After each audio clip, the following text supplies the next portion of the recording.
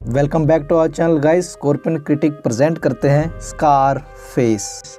कहानी की शुरुआत में हमें दिखाया जाता है कि क्यूबा के बहुत से लोग जो कि अपने ही देश से भागकर अमेरिका के मियामी शहर में शरण लेने के लिए आ रहे होते हैं, क्योंकि ये लोग अपने देश की कम्युनिस्ट सरकार से बहुत ज़्यादा परेशान होते हैं। और इन्हीं लोगों के बीच में एक आदमी होता है जिसका नाम होता है टोनी मोंटाना, कि बड़ी ही चालाकी के साथ वहाँ के इमिग्रेंट ऑफिसरों को चकमा देकर वहाँ से निकल जाता है। अब इन लोगों के पास अमेरिका की कोई भी नागरिकता नहीं होती, इसलिए इन लोगों को एक डिटेंशन सेंटर में रखा जाता है। और इस डिटेंशन सेंटर में टोनी का एक दोस्त भी होता है जिसका नाम होता है मैनी, जो उसे वहाँ पर एक क्यूबन आर्मी के ऑफिसर को दिखाता है और उसे ये भी बताता है कि इस आदमी को मारने पर हमें अमेरिका की नागरिकता और इसके साथ साथ बहुत सा पैसा भी मिलेगा। अब आगे दिखाया जाता है कि टोनी और उसका दोस्त मैनी मिलकर उस आदमी को मार देते हैं। अब आगे दिखाया जाता है कि इन दोनों को अमेरिका की नागरिकता मिल जाती है। अब ये दोनों यहाँ से निकलकर एक रेस्टोरेंट में काम करना भी शुरू कर देते हैं, लेकिन टोनी को ये काम पसंद नहीं होता। वो ऐसी जिंदगी नहीं जीना चाहता, वो नाम कमाना चाहता है, वो बड़ा आदमी बनना चाहता है। इसके बाद ये दोनों ओमार से मिलते हैं। ये वही आदमी होता है जो इन्हें डिटेंशन सेंटर में मर्डर करने के लिए सुपारी दी होती है। और ये आदमी मियामी के सबसे बड़े ड्रग लॉर्ड फ्रैंक लोपेज का खास आदमी भी होता है। टोनी उसे बोलता है कि मैं कुछ बड़ा काम करना चाहता हूँ, लेकिन ओमार इस बात से गुस्सा हो जाता है। लेकिन बाद में वो टोनी की बात को मान लेता है और उसे कोलंबियन गैंग्स के पास भेजता है एक ड्रग डीलिंग के लिए। इसके बाद ये 4 लोग कोलंबियन गैंग्स के पास जाते हैं। 2 लोग नीचे इंतजार कर रहे होते हैं और 2 लोग ऊपर कोलंबियन माफिया के पास जाते हैं। लेकिन वो ड्रग डीलर बहुत ही घटिया किस्म का आदमी होता है। वो टोनी और टोनी के साथी को पकड़ लेता है और टोनी के सामने ही टोनी के दोस्त को चैन सोसर से जिंदा काट के मार देता है। अगली बारी टोनी की होती है। तभी टोनी के 2 साथी अंदर आ जाते हैं और सब पर ताबड़तोड़ गोलियां चलाना शुरू कर देते हैं। ड्रग डीलर ये सब देखकर वहां से भागने की कोशिश करता है, लेकिन टोनी उसका पीछा कर उसे सरेआम गोली मार देता है। इसके बाद टोनी ओमार से कहता है कि मैं खुद फ्रैंक लोपेज से मिलूंगा और उसे ड्रग्स का बैग दूंगा। इसके बाद ये दोनों फ्रैंक लोपेज से मिलते हैं और ये मीटिंग काफी सक्सेसफुल रहती है। फ्रैंक लोपेज टोनी के काम से बहुत ज्यादा इंप्रेस होता है और उसे अपने साथ और भी काम करने के ऑफर देता है। इसके बाद फ्रैंक अपनी गर्लफ्रेंड एल्वीरा को टोनी से मिलवाता है, जो कि बहुत ज्यादा खूबसूरत होती है। टोनी को पहली नजर में ही उससे प्यार हो जाता है।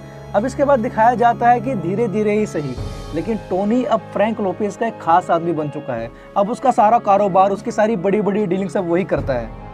अब आगे दिखाया जाता है कि टोनी एक दिन अपने दोस्त मैनी के साथ एक जगह पे जाता है जहाँ पर उसकी माँ और बहन रहा करते थे। लेकिन उसकी माँ टोनी के काम से खुश नहीं होती। वो उसे कहती है कि तुम एक क्रिमिनल हो और उसे धक्के मार के घर से बाहर निकाल देती है। लेकिन उसकी छोटी बहन टोनी को घर के बाहर तक छोड़ने आती है, क्योंकि वो टोनी से बहुत ज़्यादा प्यार करती है और अपने फादर की मौत के बाद टोनी को ही अपना फादर फिगर मानती है।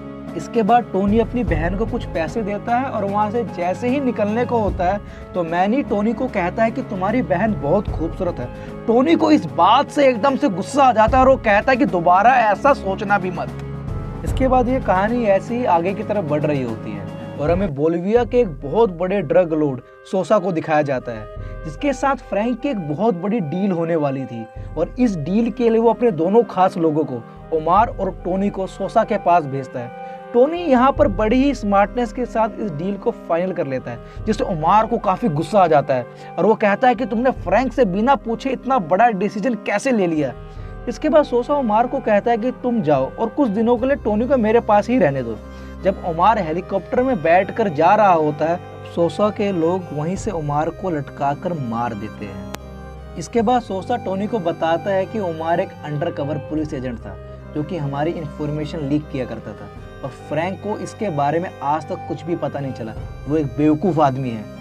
लेकिन टोनी बहुत ही स्मार्ट होता है और वो सोसा को कन्विंस करने में कामयाब हो जाता है। और अब आगे दिखाया जाता है कि टोनी और उसका दोस्त मैनी एक क्लब में जा रहे होते हैं, जहाँ टोनी की नज़र अपनी बहन पर पड़ती है, जो कि किसी आदमी के साथ ड्रग्स ले रही होती है और नशे में नाच रही होती है। और जैसे ही वो आदमी उसकी बहन को मेंस टॉयलेट में ले जाकर उसके साथ ज़बरदस्ती करने की कोशिश करता है, तब अचानक से टोनी वहाँ पर आ जाता है और अपनी बहन जीना और उस आदमी को मारना शुरू कर देता है और कहता है कि अगर आज के बाद अगर तुम मुझे ऐसी जगह पर दिखी तो मैं तुम्हें जान से मार दूंगा।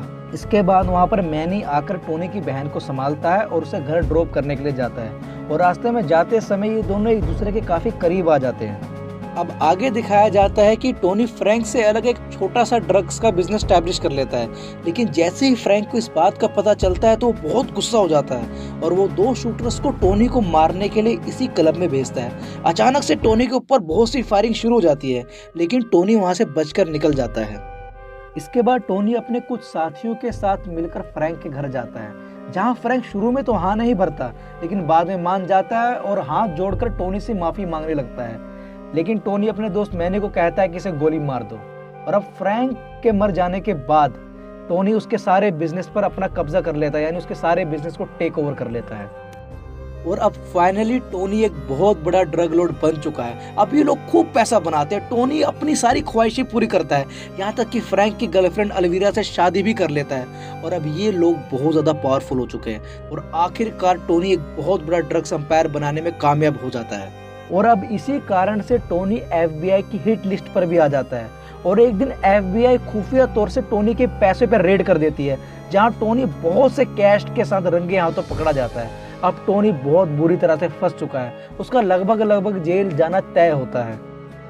लेकिन तभी उसे उसका दोस्त सोसा मिलता है, और जो कि उसे बड़े बड़े गवर्नमेंट ऑफिशियलों से मिलवाता है और उसे बताता है कि एक जर्नलिस्ट है और उसके पास हमारे खिलाफ बहुत से सबूत हैं और वो हमें एक्सपोज करने की कोशिश कर रहा है। और अगर तुम इस आदमी को, इस जर्नलिस्ट को मार दो तो हम लोग भी तुम्हारी मदद करेंगे, तुम्हारे ऊपर जितने भी केस हैं हम उन्हें ख़त्म करवा देंगे।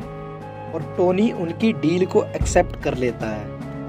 और अब इसके अगले दिन टोनी और उसके कुछ साथी उस जर्नलिस्ट का पीछा कर रहे होते हैं। वो देखते हैं कि जिस गाड़ी में जर्नलिस्ट जा रहा होता है उसमें उसकी बीवी और उसके 2 बच्चे भी होते हैं, और इन लोगों ने रात को ही इस गाड़ी में बॉम्ब लगा दिया होता है। टोनी सोसा के आदमी को कहता है कि जब तक इसकी बीवी और बच्चे इसके साथ हैं हम इसे नहीं मार सकते, लेकिन सोसा का आदमी नहीं मानता, वो टोनी को मना कर देता है। टोनी को एकदम से गुस्सा आ जाता है और वो सोसा के आदमी को वहीं पर गोली मार देता है। इसके बाद सोसा टोनी को फ़ोन करके कहता है कि तुमने हमारा सारा प्लान ख़राब कर दिया और मैं अब अपने पार्टनर्स को क्या जवाब दूंगा। टोनी कहता है कि हम उसे अगले महीने मार देंगे, लेकिन सोसा कहता है कि अब इसका कोई फ़ायदा नहीं, उसने सारे सबूत वैसे भी UN में पेश कर दिए हैं और अब मैं तुमको भी नहीं छोड़ूंगा। और यहाँ पर सोसा टोनी को भी जान से मारने की धमकी दे देता है। इसके बाद टोनी सीधे अपनी माँ के पास जाता है और वो उसे बताती है कि उसकी बहन कुछ दिनों से ऐसे ही किसी के घर में रह रही है और मुझे नहीं पता कि वो कौन है।